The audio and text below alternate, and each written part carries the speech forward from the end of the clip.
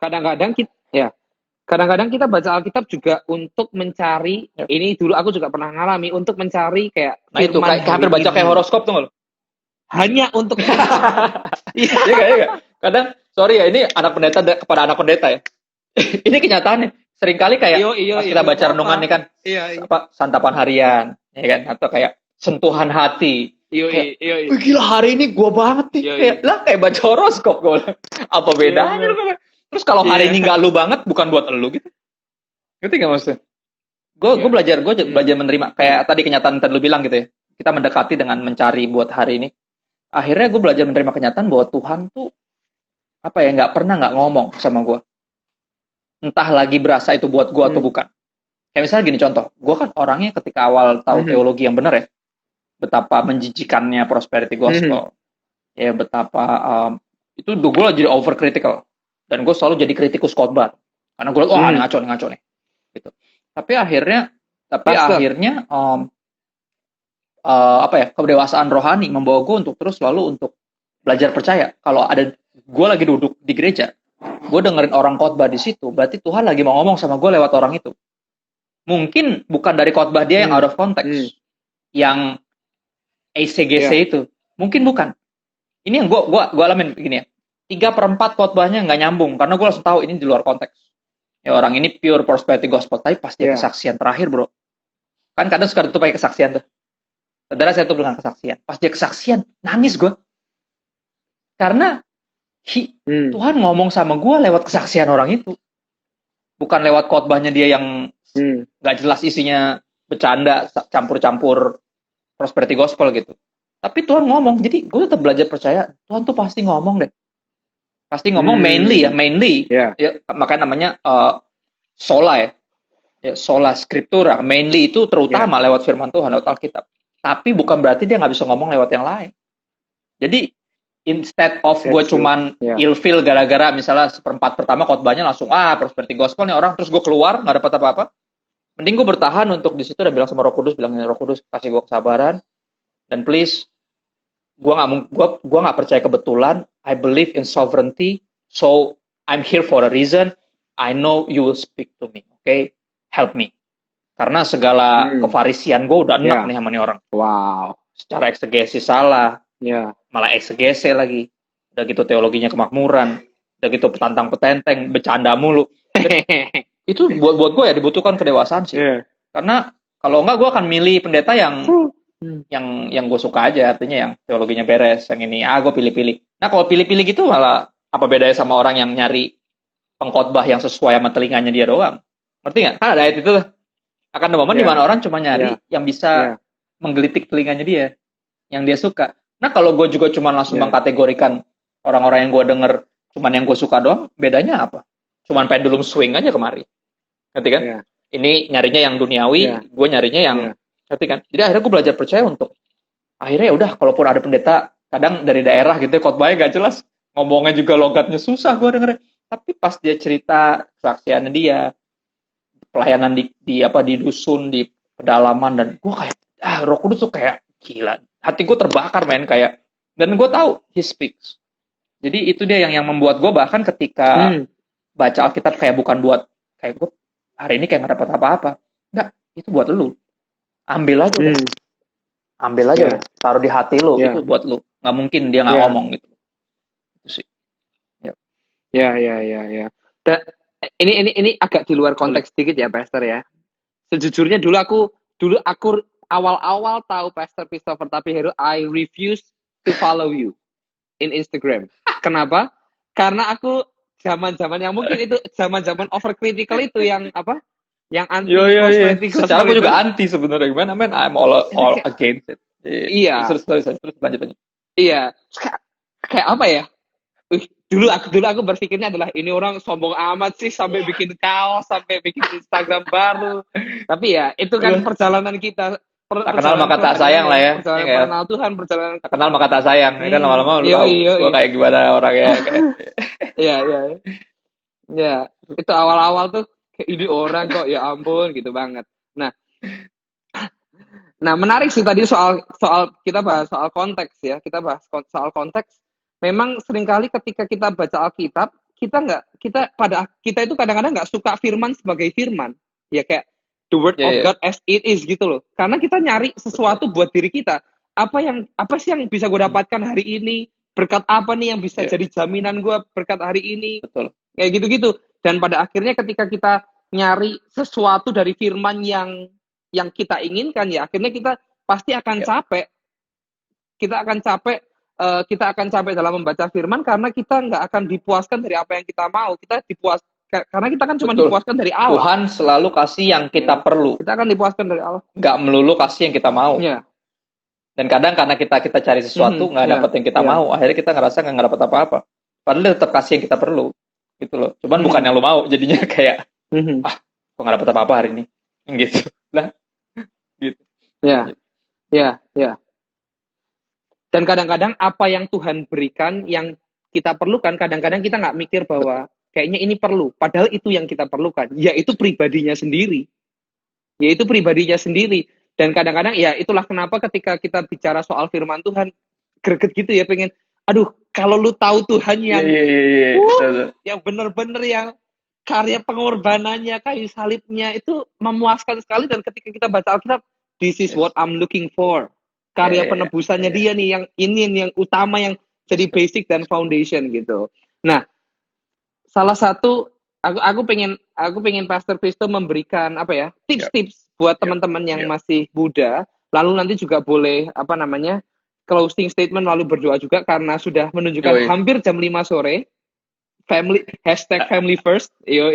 Nah, kan waktu itu aku juga melihat Pastor Christopher Tapiheru ikut belajar di seminarnya Pak YTH, isn't it? Yes, aku juga di situ waktu itu, dan wah, senanglah kita teman-teman banyak yang ada di sana dan belajar bersama-sama. Nah, ada nggak dari Pastor Christopher Tapiheru sendiri yang tips buat teman-teman yang masih muda, yang baru mau baca Alkitab, mau baca Alkitab, yang baru mau baca Alkitab? Selalu mulai dari jangan Kejadian. Mulainya dari Injil. Tapi kalau gue pribadi, ini gue ini personal banget. Gue mulai dari Lukas, karena Lukas ditulis buat orang awam. Kan kita orang awam nih, kita bukan Yahudi, bukan orang Roma, enggak. Kita orang Indonesia. So, Lukas. Gue mulai dari Lukas, dan kenapa gue suka Lukas? Karena Lukas kronologis. Jadi kalau mau lihat hidup Yesus, dia urutan. Nah, dari Lukas dulu. Lukas, habis itu nyambung ke Matius, Markus, gue baca. Lukasnya sambil baca ininya, paralelnya. Jadi setiap kali ada bacaan di Matius, kita juga ikut baca ke situ. Kan kadang ada di bawah judul, ada tuh. Atau di catatan kaki. Jadi baca selengkap-lengkapnya deh. Lukas itu, selengkap-lengkapnya. Tapi dalam konteks itu, dalam kacamatanya si Injil Lukas dulu itu. Nah, udah dapat Yesus secara kronologis, baru pastikan ada yang udah pernah kebaca di Matius dan Markus. Sisa yang belum pernah kebacanya, belum ada paralelnya, lu baca sendiri di Matius. Nah, sama persis pendekatannya, semua lu baca. Paralelnya, footnote-nya lu baca. Tapi dalam kacamatanya Matius. Nah, dari sana lanjut Markus. Pasti udah tinggal dikit tuh. Baru abis itu langsung yang pure, totally different. Yohanes langsung.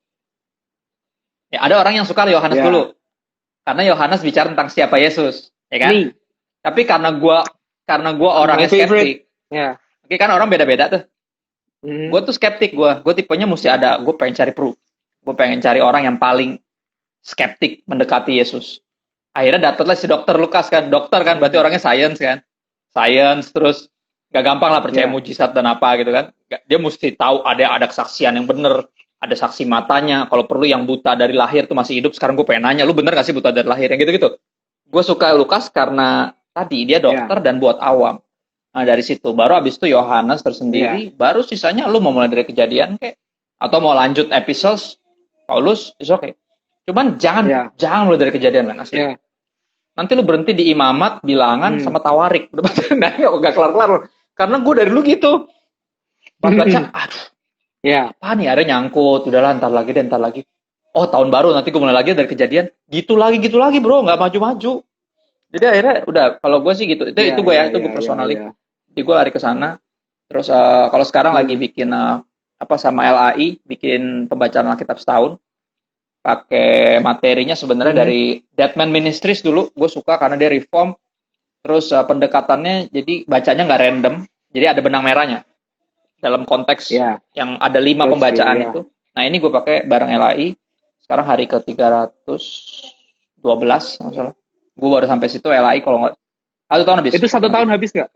Ya jadi LAI itu sekarang kalau dia udah agak lebih maju, dia mungkin udah 317 atau 315 mungkin. Gue agak ketinggalan. Gitu. Nah itu jadi it's okay. Ya, ya, pakai Bible reading plan juga boleh, biar lu tahu yang mana udah, yang mana belum gitu. Nah karena si Deadman ini bentuknya apa benang, ada kronologis benang merahnya, jadi akan ada yang dibaca berulang. Ngerti gak? Sambil ngabisin yang belum, ditambah baca berulang. Karena dia ada 5 pembacaan tuh. Kalau gue bilangnya kayak teman-teman muslim lah ya, 5 waktu. Jadi baca Alkitab juga 5 waktu. Setiap kali sholat bunyi, berarti lu baca Alkitab. Kalau gue gitu aja gampang kan. Kan sholat pasti kedengeran kan. Weh, gitu kan. 1. Sholat dia 2. Nah jangan mau kalah lah. Kalau dia 5 waktu, masa lu masih nyari waktu buat disisihkan? Men hari gini nyisihkan waktu. Men Tuhan tuh layak dapat semuanya. Enak aja lu sisihin. Dia tuh mesti nggak dapat remah-remah. Dia tuh dapat yang prime time. Gitu loh. Itu isi dari gue sesederhana itu sih. Kalau gue pendekatan kok.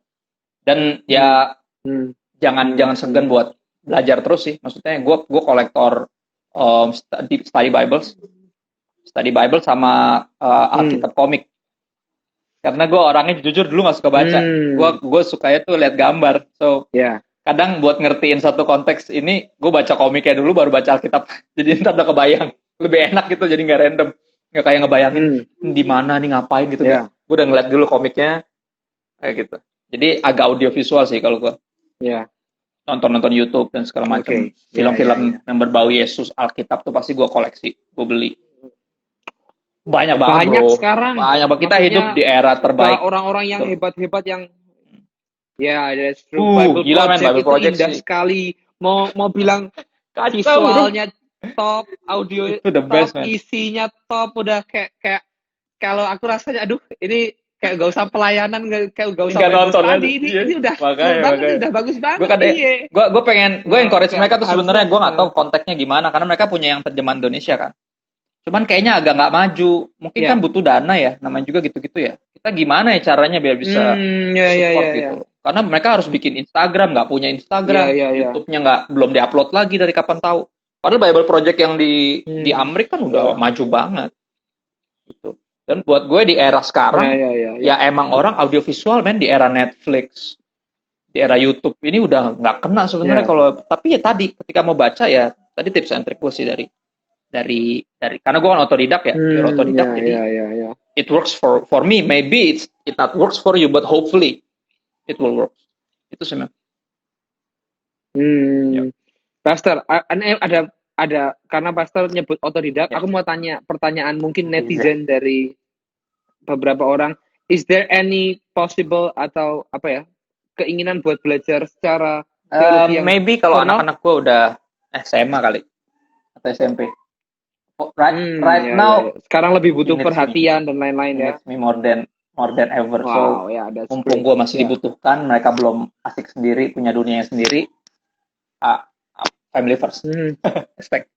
Itu dulu sih. Maksudnya bukan gue nggak mau, makanya ada kelas-kelas kayak kemarin mantap, gue senang banget sih. Gue senang banget. Makanya gue bilang sama gue bilang sama Pak Yakub, gue bilang si Amadeus kapan nih ada online, gue bilang gue mau dong dari Jakarta. Gue pengen banget maksudnya. Gue berharap ada yang gitu karena pendekatan dia tuh apa ya, pop. Menurut gue pendekatannya pop. Artinya teologinya reform, pendekatannya tapi accessible. Karena kadang reform juga over scholarly, jadi agak pusing juga pala. Sedangkan Pak Yakub kan orangnya supel banget gitu, maksudnya bahasanya, cara penyampaian gue senang, maksud gue yang gini-gini nggak bakal boring gitu. I can kayak hear him all day. Dan kadang gue pikir ngakalinnya, tapi ya kalau dalam waktu dekat kerinduan ada. Kalau dulu sempat mau kuliah cuman masih kelarin kuliah, terus nggak ada duit. Sekarang duit ada tapi waktunya nggak ada. Jadi agak puter-puter lah ya. Cuman sejauh gue baca Alkitab yang bener dan tetap belajar, ya tetap selalu asistensi sama bokap yang ada dosen Alkitab. Hopefully gue berdoa biar gue tetap di jalur yang benar sih. Itu sih. As long as it's about Jesus. Waktu kita pretty much aman lah. Karena emang it's all about Jesus gitu in the end of the day. Siap. That's true. Oke, mungkin waktu kita udah nggak lama lagi. Would you like to give us a closing statement, terus juga tutup di dalam doa, mendoakan teman-teman yang mungkin mendengar, supaya yang mungkin baru mendengar, yang akan mendengar nanti. Closing statement Silahkan, Pastor. sederhana aja. Know him more and be in love with him even more. Kenali dia lebih lagi dan jatuh Amen. cinta lebih lagi sama dia. That's it. Tak kenal maka tak sayang sudah Amen. percaya, Amen. nggak percaya, nggak mau mengabdi. So for me, worship kekristenan itu step by step natural. Jadi nggak bisa dicokokin, nggak bisa dipaksain, nggak bisa diancam, nggak bisa disogok, nggak bisa diiming-iming. Kekristenan itu natural. So itu dari gue closing statement. Let's pray. Yes. Tuhan, thank you Let's buat pray. hari ini. Thank you buat hambamu, Pastor Elia. Thank you buat kesempatan indah kami bisa berbagi cerita, berbagi kesaksian tentang dahsyatnya Tuhan, dahsyatnya firman Tuhan. Specifically dalam hidup kami bersyukur Engkau bukan Tuhan yang diam, Engkau Tuhan yang berbicara, yang mengarahkan kami di dalam dunia yang gelap ini. Firman-Mu pelita baik kaki kami dan terang bagi jalan kami. Kami bersyukur kami nggak dibiarin trial and error, nggak dibiarin meraba-raba dalam kebutaan dan kegelapan dunia ini.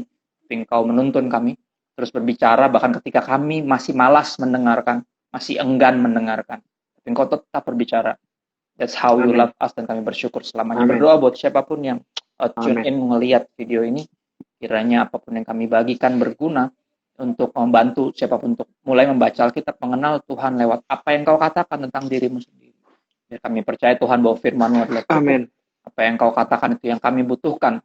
Manusia hidup bukan dari roti doang, tapi dari setiap firman yang keluar dari mulut Tuhan. Karena langit dan bumi akan lalu lenyap, tapi firman Tuhan tinggal tetap. Dan kami tahu hanya yang tidak berubah yang bisa dipercaya.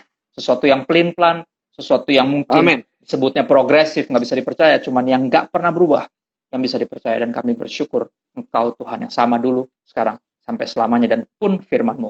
Makasih Bapa, bangkitkan kami melalui firman-Mu. Seperti Engkau menciptakan kami dengan firman-Mu, Engkau menyelamatkan dengan firman jadi manusia mati di kayu salib. Kau tuntun kami dan bawa kami kembali kepadamu dengan firman-Mu. Bicaralah Bapa, kami siap mendengar. Arahkan kami Roh Kudus di dalam nama Yesus. Ya. Amin. Oke, man. Amen. Terima kasih banyak Pastor Christopher Tapiheru. Senang berkenalan. Aku berdoa berharap kapan-kapan bisa main ke Jogja, main ke gereja, main ke youth kami. Khotbah sharing. Harus sambil nangis. Nggak bisa kayaknya enggak. Ya Abdal. Yo.